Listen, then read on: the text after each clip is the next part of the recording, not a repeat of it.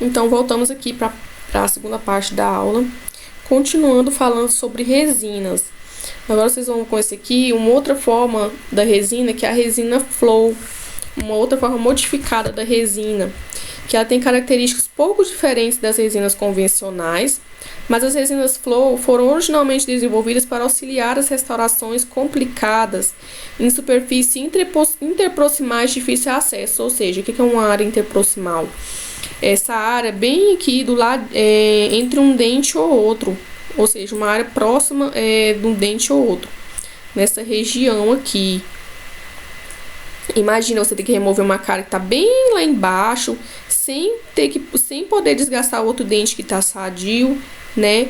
E a resina, por ser sólida, ter que alcançar lá naquela região, o risco que tem de não chegar até aquela região, né? Então, vou criar essas resinas flow, que é uma resina mais fluida, mais, de certa forma, líquida, e que ela alcança essas regiões mais difíceis de acesso.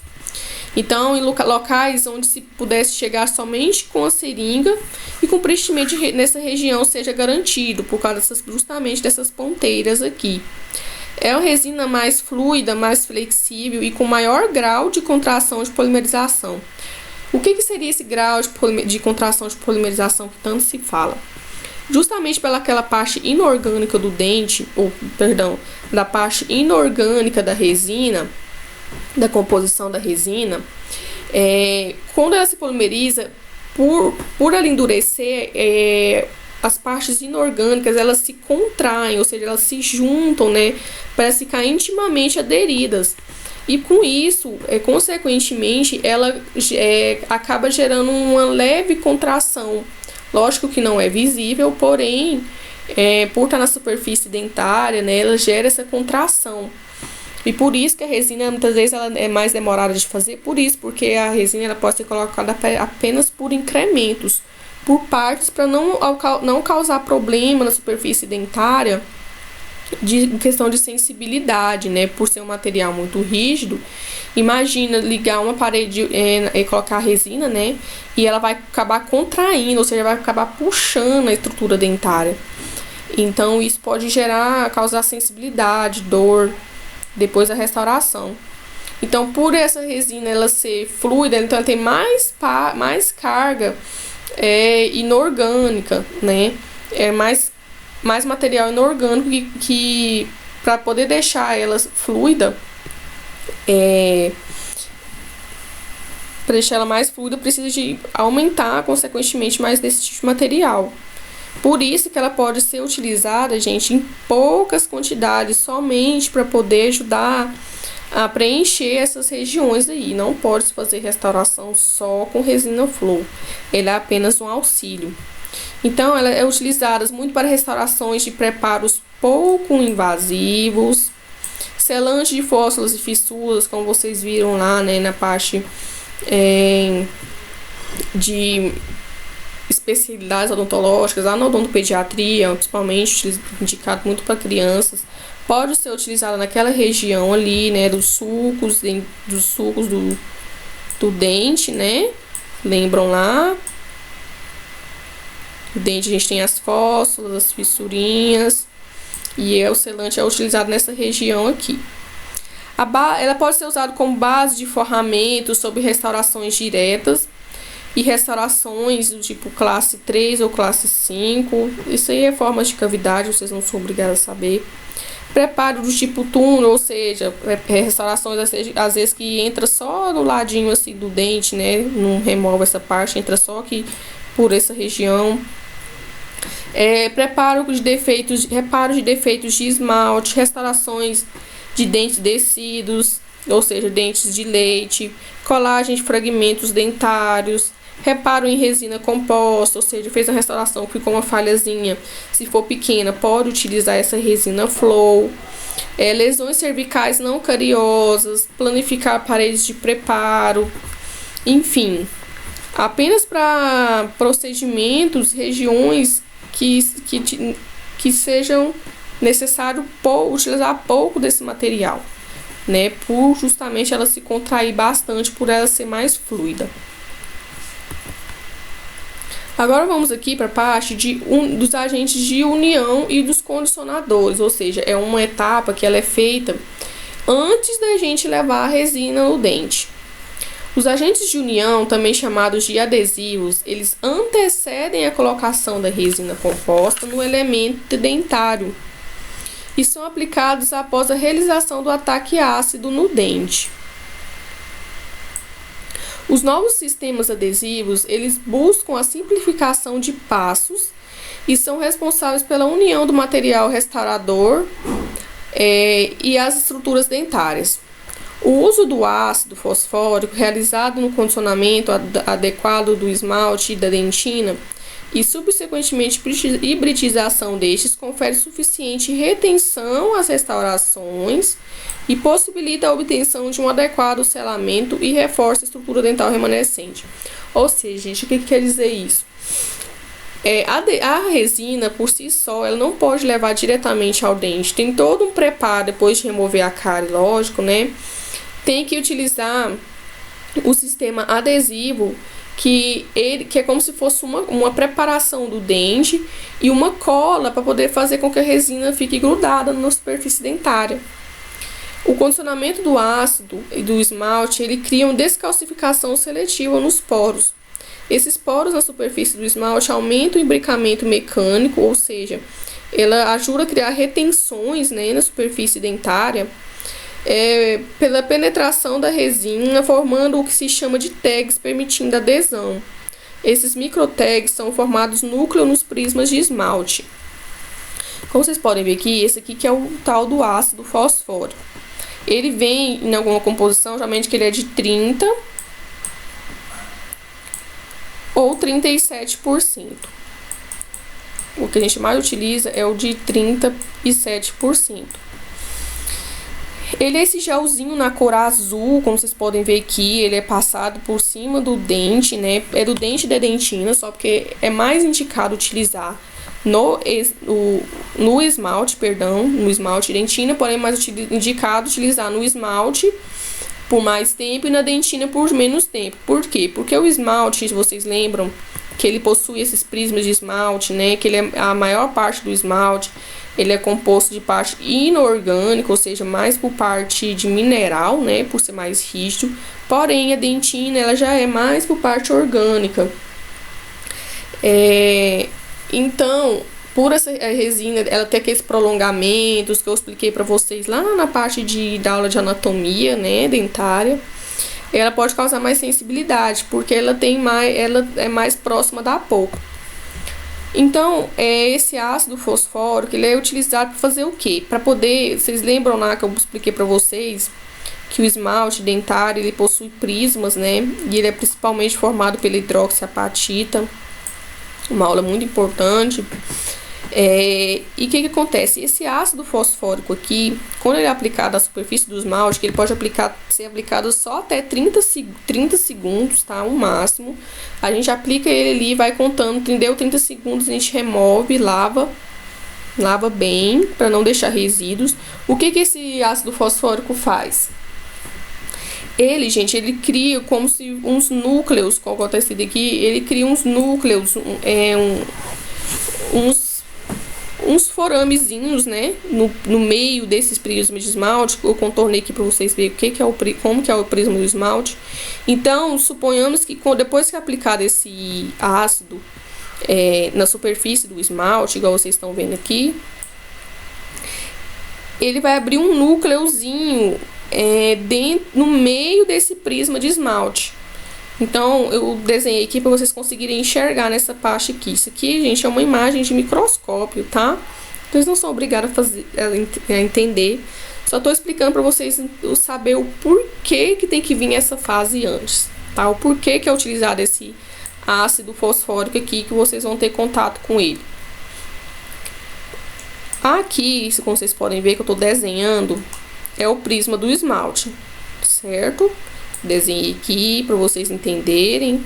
Então, aqui está o prisma de esmalte. Porém, após a aplicação desse ácido, ele vai gerar dentro desse prisma esse núcleozinho aqui, esse espacinho.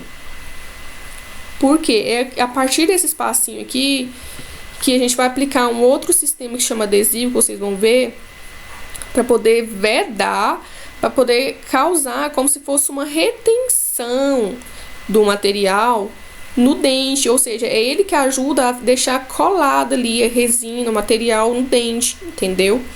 Então, para poder aplicar a resina, para poder não causar sensibilidade no paciente, né, na pessoa, no dente, tem que fazer todo esse tipo de tratamento aí corretamente, respeitar o tempo de uso, a forma. Ele é feito justamente isso para proteger, né, para não deixar causar essa sensibilidade e também para poder fazer com que a resina cole, fica ali colada definitivamente. Por isso que não pode ir saliva, porque a saliva ela vai atrapalhar, porque o dente tem que estar totalmente seco. A saliva pode atrapalhar nessa retenção aqui. Então imagine que após abrir esses porozinhos aqui no esmalte, dentro desses porozinhos aqui vai entrar a colinha que faz com que o esmalte, ou com que a restauração, perdão, fique intimamente aderida no dente. É a partir desse processo aí.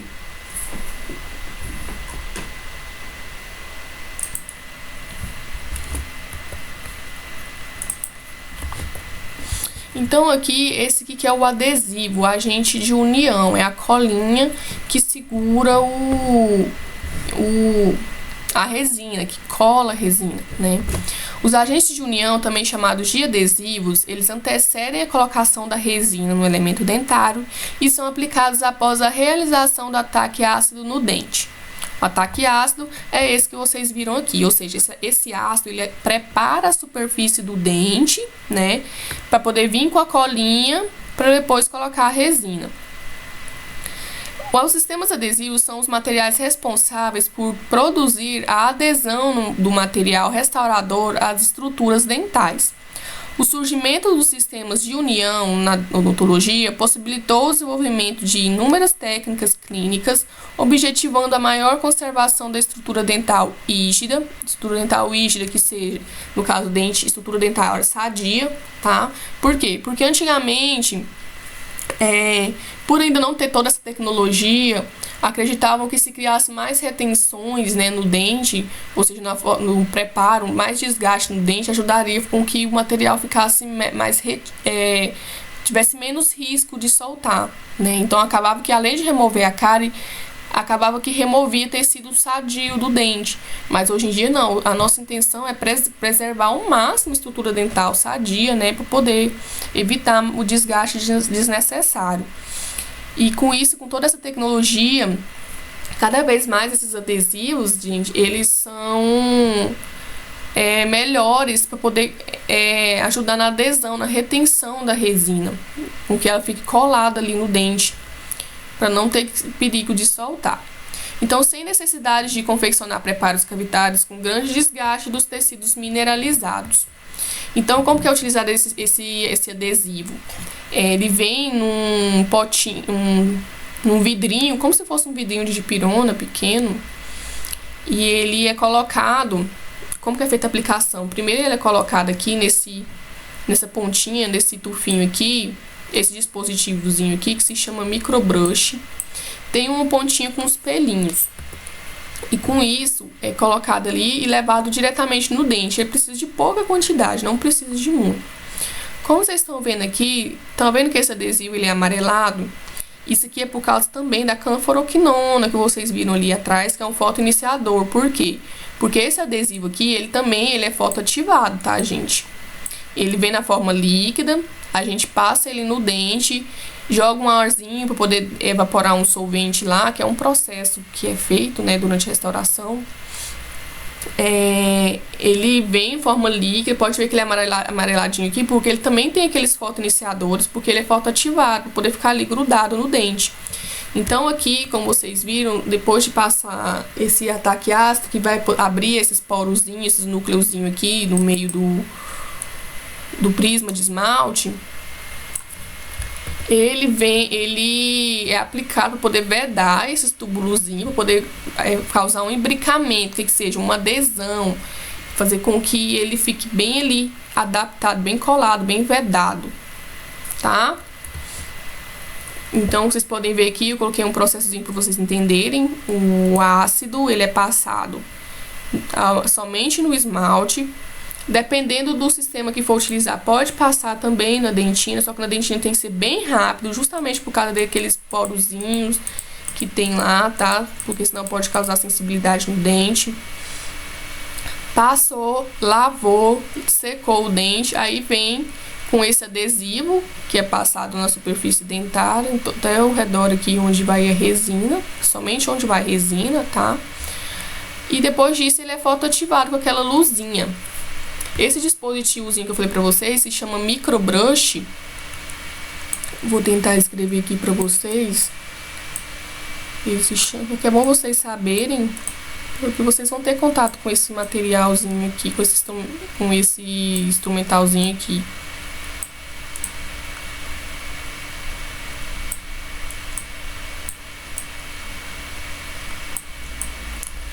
Ele se chama microbrush. Se escreve microbrush, mas fala microbrush, tá? Tem de vários tamanhos, como vocês podem, tá meio desfocado aqui, mas vocês podem ver que essa pontinha aqui é mais fininha, esse aqui é mais médio, esse aqui é maior. Tem vários tamanhos, vai depender muito da cavidade que vai ser trabalhada, igual nesse aqui da foto, um tamanho médio já é o suficiente. E é assim que é feito o sistema adesivo antes de colar a resina. Depois disso, aplicado o fotopolimerizado, a gente vem com a resina restaurando. Lógico que tem todo aquele processo que a gente vai fazer, né? Vocês podem ver que esse de azul, que o dente está isolado, né? Com aquele dique de borracha, lençol de borracha. É importante que venha aqui também uma matriz para poder formar uma parede, né? Para não deixar que a resina cole no outro dente, para devolver a forma. E eu trouxe aqui pra vocês um videozinho pra vocês entenderem agora, associar todos os pontos, tudo que foi explicado pra vocês até agora de como que é feito a restauração de resina. Preste bem atenção nos detalhes, tá, gente? Vê o material que é utilizado, que assim que vocês conseguem aprender a decorar o nome dos materiais, a saber qual que é a indicação dele, para que ele é utilizado. É a partir de quanto mais você vê, mais você tem contato, mais fácil você é de aprender. Por isso que eu falo para vocês que não é bom só deixar de assistir por essa aula. Se for possível, reveja. Se for possível, procure mais por fora, né? No YouTube tem muito vídeo explicativo. Isso aqui é uma das coisas que eu trago para vocês poder estar auxiliando, mas vocês podem estar buscando mais.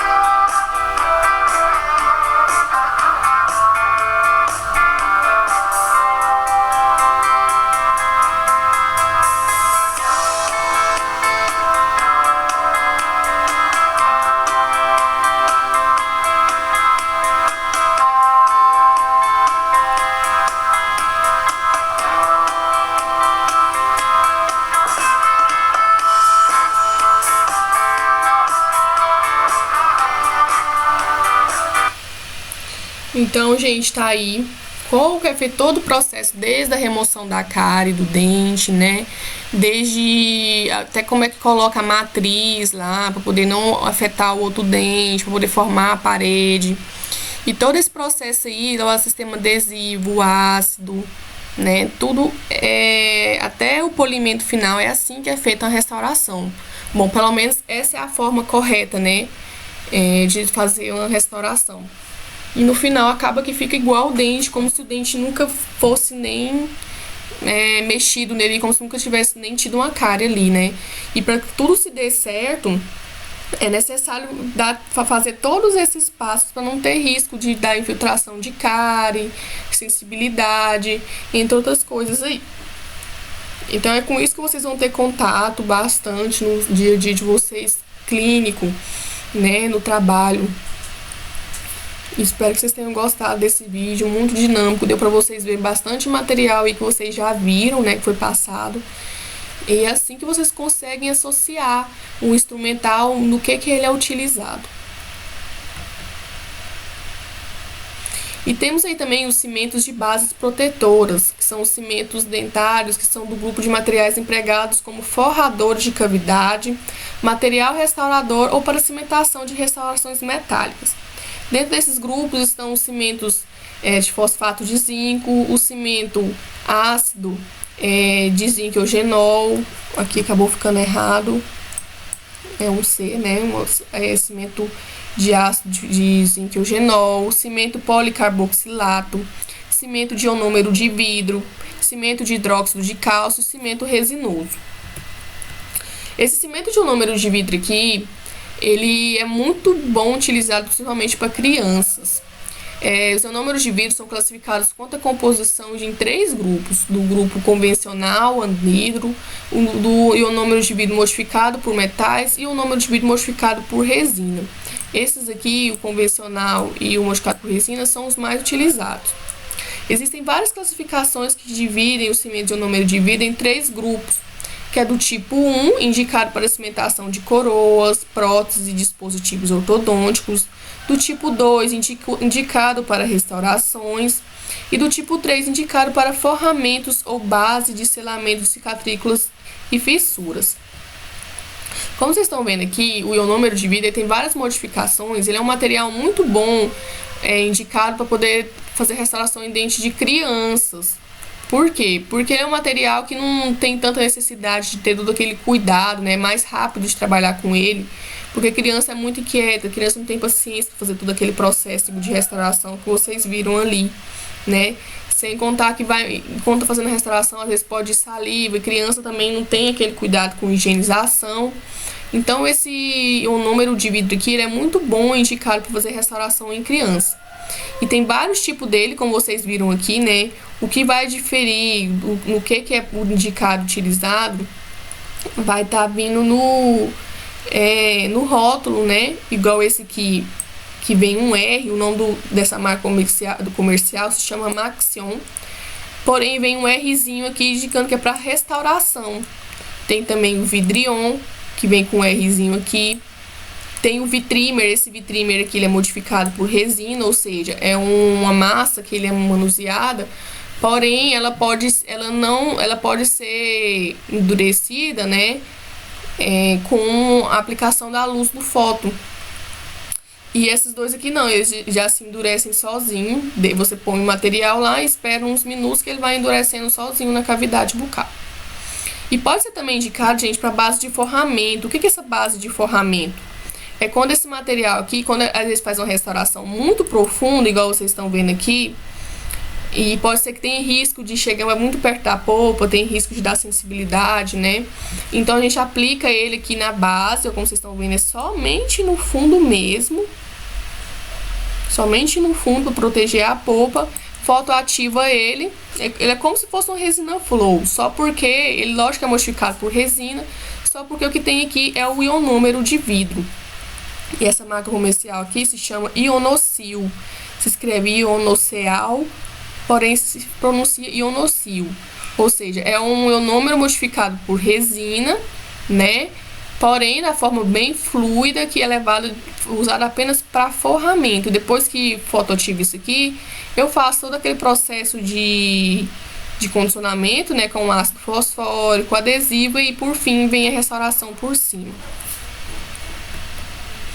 Então, o ionômero de vidro é uma excelente escolha para crianças com elevada atividade de cárie, ou seja, crianças que têm bastante cárie, né, nos dentes, e devido ao seu efeito inibitório de recidiva de cárie, ou seja, recidiva nova formação de cárie, né, que a cárie volte a se formar, proveniente do vedamento marginal, da sua propriedade adesiva e ao coeficiente de expansão térmica, que aliada à liberação de flúor, previne a cárie recorrente. O muito bom desse material também, gente, é que ele tem flúor na composição e, além disso, com a escovação do dia a dia, ele consegue absorver o flúor, né, que fica presente na saliva, do flúor da pasta, ele consegue absorver e, com isso, ajuda na prevenção da cárie. É por isso que é muito bom esse material de cárie, principalmente para criança. E, além disso, ele ocorre recarga e liberação para o ambiente oral, o que contribui a longo prazo no efeito inibitório da recidiva de cárie. Como falei para vocês, recidiva de cárie é cárie voltar a formar novamente cárie ali, né, na estrutura dentária. Então, esse material tem a forma corretamente de manusear ele. Como que é feito? É um proporcionamento do pó do líquido, que ele vem o pó e o líquido. Com a adição de pouco pó, resulta em uma mistura fluida, aumenta a solubilidade e diminui a resistência à abrasão. A adição do pó origina um menor tempo de trabalho e de presa e diminui a adesividade da mesma forma que reduz a translucidez. O pó e o líquido ele deve ser proporcionado de acordo com a instrução do fabricante, ou seja, dentro de cada caixinha daquele material, gente, vem uma bula, como se fosse uma bula de remédio. Só que aquilo ali possui as instruções de uso, de como que deve ser manipulado, como que deve ser guardado, armazenado. E o frasco do pó, ele deve ser agitado, o pó deve ser agitado antes da utilização, principalmente os cimentos anidros, né? No caso da forma mais convencional ali, com a finalidade de evitar que quantias exageradas das partículas de vidro sejam proporcionadas no pó do líquido, ou seja, então a gente agita para homogeneizar aquele material ali, né? E o frasco do líquido ele deve ser posicionado na posição vertical, a uma distância da placa que permita a saída livre da gota, para poder evitar bolhas. E o tempo de aglutinação, ou seja, o tempo de manipulação, deve ser de acordo com as instruções do fabricante. Eu trouxe um videozinho aqui para traduzir esse passo a passo, para vocês entenderem como que é manipular esse material, porque é importante, porque às vezes você vai estar auxiliando o dentista ali, ele não pode parar para manusear o material, né? É importante você ver e entender como que é feita essa proporção, esse manuseamento, para que seja feito corretamente. Manipulação do cimento ionômero de vidro restaurador. Os materiais necessários serão plástico de bancada, placa de vidro, espátula de plástico, para evitar que o metal da espátula interfira na cor do material, cimento ionômero de vidro, pó e líquido e proporcionador. Para a manipulação, deve-se dispensar na placa de vidro o pó e o líquido na proporção de 1:1. Neste caso, iremos utilizar 2 porções do pó, removendo-se os excessos, e 2 porções do líquido. Lembrando-se sempre de descompactar o pó antes da sua utilização e verter o líquido na posição de 90 graus para evitar a formação de bolhas. O tempo de manipulação deve ser de aproximadamente 45 a 60 segundos. Para incorporar o pó ao líquido, recomenda-se sua divisão em 2 porções. A mistura deve ser realizada aglutinando-se a primeira porção do pó até sua completa homogeneização. Em seguida, incorpora-se o restante do pó até obter-se uma mistura homogênea e brilhante. Então, tem que estar sempre atento a essas recomendações aí, porque para a gente saber que foi proporcionado corretamente o ionômero de vidro, é justamente por essa característica aí, né, de cor brilhante, e forma essa ligazinha aqui no final da proporção. Então, vocês sabendo aqui, vendo passo a passo, e com esse vídeo, associando com esse vídeo, vocês vão entender, então, como que é feito a manipulação desse cimento ionômero de vidro aqui. Bom ressaltar para vocês que ele já vem com uma pazinha, o proporcionador corretamente, né? E por isso que deve ler a bula para saber qual que é a proporção de quanto de pó para quanto de líquido para fazer a restauração.